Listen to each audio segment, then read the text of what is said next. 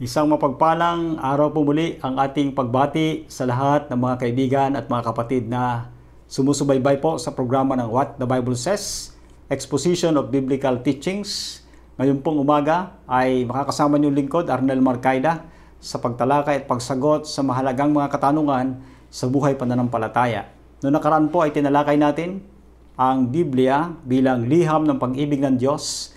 Alam natin na ang buong banal na kasulatan ay kinasihan ng Diyos upang maging gabay natin sa pagbibigay sa atin ng pag-asa, kasagutan sa mga katanungan sa buhay pananampalataya, at paghahanda sa atin sa malapit ng pagbabalik ng ating tagapagligtas. Ngayon pong umaga, itatalakay naman natin ang paglikha ng lahat ng mga bagay.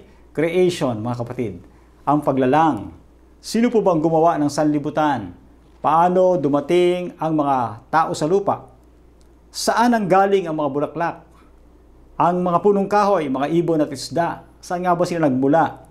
Para magkaroon po ng tumpak na tugon sa mga katanungang ito, kailangan po nating buksan ang ating Biblia.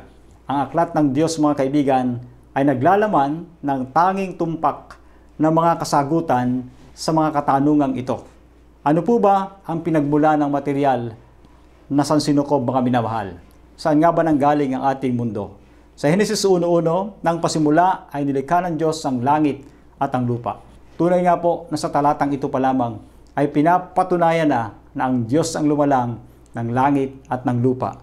Paano po ginawa ang mga langit? Sa awit 33, talatang 6 at 9, sa pamamagitan ng salita ng Panginoon ay nayari ang mga langit at lahat na natatanaw roon, at sa pamamagitan ng hinga ng kanyang bibig, sapagkat siya'y nagsalita at nangyari, siya'y nag-utos at tumayong matatag. Tunay, kaibigan, na ang langit ay ginawa sa pamamagitan po ng salita ng ating Panginoon. Gaano po ba katagal mananatili ang lupang ito?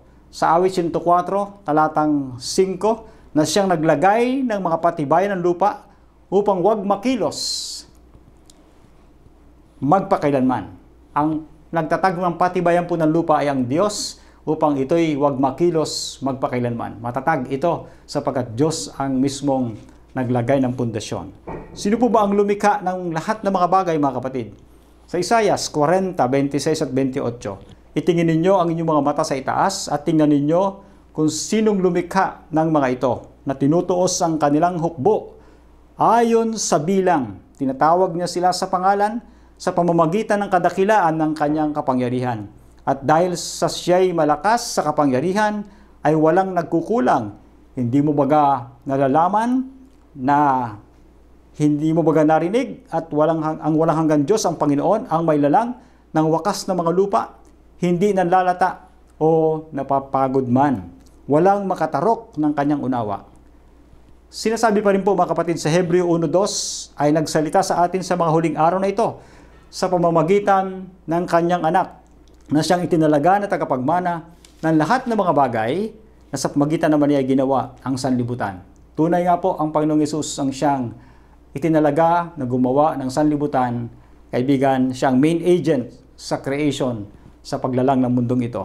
Paano po ba nagkaroon ng tao? Marami pong mga iba't ibang mga theory o version kung saan nagmula ang tao. Nandyan yung teorya ng malakas at maganda na galing daw po sa isang kawayan ng tao. Meron ding teorya ng origin of the species na kung saan po ang tao daw po nanggaling sa bakterya, nagkaroon ng buntot, ng lumangoy-langoy, ng paa, lumukso-lukso, nagkaroon ng balahibo, naging unggoy, at naging tao. Yan po ang mga iba't ibang kwento at mga alamat na pinagmulan po ng tao. Ngunit ang Biblia po ay maliwanag na sinasabi na nagkaroon ng tao, ng lalangin ng Diyos, ang tao sa alabok ng lupa, hiningahan ang kanyang butas ng ilong ng hininga, butas ng ilong ng hininga ng buhay, at ang tao ay naging kaluluwang may buhay. Simple lang po ang equation ng lalangin ng Diyos ang tao. Alabok mula sa lupa at hininga ng buhay galing sa Diyos equals kaluluwang may buhay. Dust from the earth, breath plus breath from God, mga kapatid, naging living soul. Ayan po ang equation. Paano po ba maaring maunawaan natin ang salaysay ng paglalang? Sa Hebreo 11 talatang 3, sa pananampalataya ay natatalastas natin na ang sanlibutan ay natatag sa pamamagitan ng salita ng Diyos. Ano pat ang nakikita ay hindi ginawa sa mga bagay na hindi nakikita. Opo, sinabi nating creation, God made something out of nothing. Gumawa ang Diyos ng mga bagay mula po sa wala. Meron din siyang ginawa na galing na rin sa existing na material. Katulad po ng babae, kinuha ng Diyos ang tadyang mula sa dibdib o sa katawan ni Adan at ginawang babae. Natitiyak ba natin na ang bawat araw ng linggo ay ng paglalang ay araw na may 24 na oras, mga kapatid? Ang tala po sa Genesis, mga kapatid, ay nagbibigay po ng isang tiyakang ulat na bawat paggawa po, mga kapatid, ay binubuo ng 24 oras. Binabagit po yan sa Genesis 1:5. Sinabi ron at nagkaroon ng umaga at nagkahapon at nagkaumaga ang unang araw. Una-una po yung hapon, no? Kaya sunset to sunset ang pagbilang ng araw po sa banal na kasulatan. Kaya sa gayon ding paraan po, ang bawat isa po sa natitirang mga araw, mula sa una hanggang ikapito, ay nagmumula po sa paglubog ng araw hanggang sa muling sa paglubog ng araw. Katulad ngayon ay Lunes. Paglubog ng araw po mamaya ay Martes na po yun ng gabi. Ang buong dilim sa gabing ito ay Martes ng gabi. At ang buong araw po maghapon bukas ay Martes na daytime o araw, mga kapatid. Kaya maliwanag po ito, mga kapatid, no? Bakit po ba nilikha ang tao? Sa Isaiah 43 talatang 7 ay binabanggit, bawat tinatawag sa aking pangalan ay yaong aking nilikha at sa aking kaluwalhatian, yao'y aking inanyuan, o yao'y aking ginawa.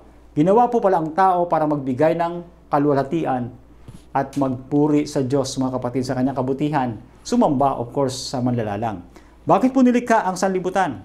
Isaiah 45:18, sapagkat ganito ang sabi ng Panginoon, na lumikha ng langit na siyang Diyos na nag-anyo sa lupa at gumawa niyaon, na kanyang itinatag at hindi niya nilikha na sira, na kanyang inanyuan upang tahanan. Ako ang Panginoon at wala ng iba.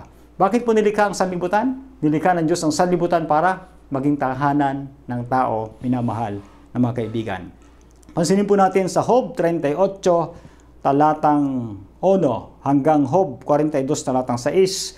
Sa mga talatang ito po makikita natin ang katuwiran ng Diyos sa mga atyesta, mga kaibigan. At sa huling pagkapahayag ni Job na makita niya ang Diyos sa pamamagitan po ng kalikasan.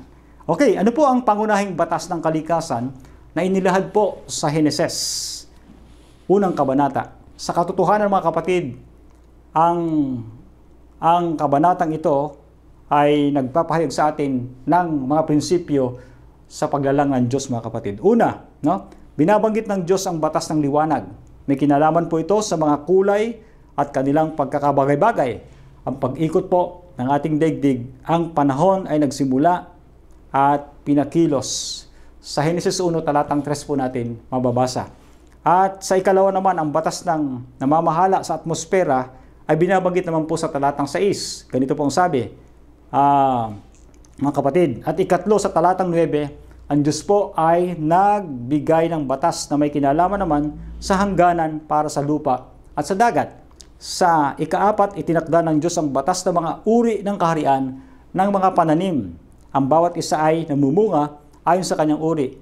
Nasa talatang 11 po yan, mga kapatid. At ang ikalima ay sinaayos ng Diyos ang panahon ng pagiging mga araw, mga buwan at mga panapanahon sa magitan po ng paglalagay ng araw, buwan at lupa sa ilan nilang mga daraanan. Sa talatang 14, mga minamahal na mga kaibigan. Ika-6 po, inilagay ng Diyos ang pag-iral ng batas tungkol sa pangpapawirin at pangtubig na buhay na ang bawat isa po ay nagbubunga ayon rin po sa kanyang uri. Mga talatang 20 at talatang 21. Sa ikapito po, talatang 24 ng Genesis 1, ibinigay ng Diyos po, mga kaibigan, ang batas na may kinalaman sa mga baka at mga hayop. Ang bawat isa po ay manganganak ayon sa kanyang uri. Ang walo, mga kapatid, ang batas ng pagkalarang ng tao ay isa rin pong bukod na tanging gawain ng paglalang. Sa talatang 26, nilikha ang tao mula sa wangis ng Diyos. At ikasyam, ibinigay po ng Diyos ang batas ng pagsasalin po ng lahi ng tao. Sa talatang 28, mga kapatid, pinapag-asawa at sinabing humayo kayo, binasbasan ng Diyos, at humayo kayo at kalatan ninyo ang buong lupa at supilin. Ikasampo, sa wakas po ay binigay ng Diyos ang batas tungkol sa kakainin ng tao. Sa talatang 29 at 30, nandun po ang original na pagkain ng tao, ang fruits, nuts, and legumes. Ayan po mga kapatid, ang original diet sa verse 29 ng chapter 1. Ano po mga batas naman ang may kinalaman sa pag-uugali po ng tao na ipinahayag po sa Genesis Kabanatang 2 mga kaibigan. Ang sabi nito una, binanggit ng Diyos ang batas tungkol sa Sabat. Pinabanal po niya ang ikapitong araw. Sa Genesis 2:1 hanggang 3, kanyang ipinagpahinga, kanyang ipinangilin, at kanyang binasbasan ang araw ng Sabat na ikapito, siyang pinakabanal na araw para maging kapahingahan ng tao, mga kapatid. Ikalawa, ibinigay niya ang batas tungkol sa paggawa. 6 na araw na ibinukod para dito, 6 na araw na gagawa, ang ikapitong araw ay magpapahinga. Mga talatang 15 at sa Exodo 20, talatang 9. Ikatlo mga kaibigan ay ibinigay ng Diyos ang batas tungkol sa pagpipigil. Ang tao ay dapat na may pagpipigil sa sarili. Dapat niya pong kilalanin na ang pagiging may-ari ng Diyos, ang punong kahoy ng pagkakilala ng mabuti at masama, ay naging subukan ng pagsunod ng tao sa talatang 16 po at talatang 17. Ikaapat po, ibinigay ng Diyos mga kaibigan ang batas ng pag-aasawa. Ito po ang saligan ng tahanan at ng makataong panlipunan sa talatang 18 at talatang 24. Bilang konklusyon mga kaibigan, ang lahat ng ginawa ng Diyos ay napakabuti. Ang tao po'y ginawang sakdal, walang Diyos na tulad ng malalalang, atin siyang sambahin, sabi sa Isaiah 43:10 hanggang 13. Ang Diyos po ang lumalang na lahat ng mga bagay, at lahat ng mga bagay na narito at nakikita at hindi nakikita, Diyos po ang pinagmulan nito kaibigan. Hindi ba dapat pagtiwalaan natin ang Diyos sa kanyang kapangyarihan? Kung ganoon kaibigan, tayo po ay manalangin. Mapagmahal namin Diyos na makapangyarihan sa lahat.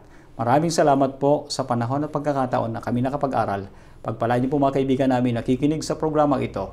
I-share nila ito at patuloy pong pagpalain ng kanilang buhay at kalusugan ng pamilya. Ganoon din ang kanilang pananampalataya.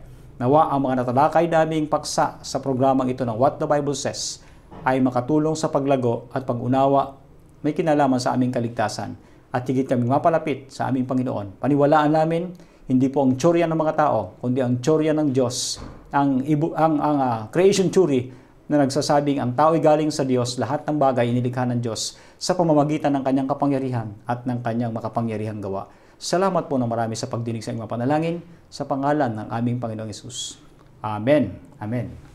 Mga kaibigan, muli po namin kayong inanyayahan na i-share nyo po ang video ito sa inyong mga kaibigan, kapatid at kapamilya at sundan nyo po ang susunod na episode ng programang What the Bible Says. Pagpalain po kayo ng Panginoong Diyos.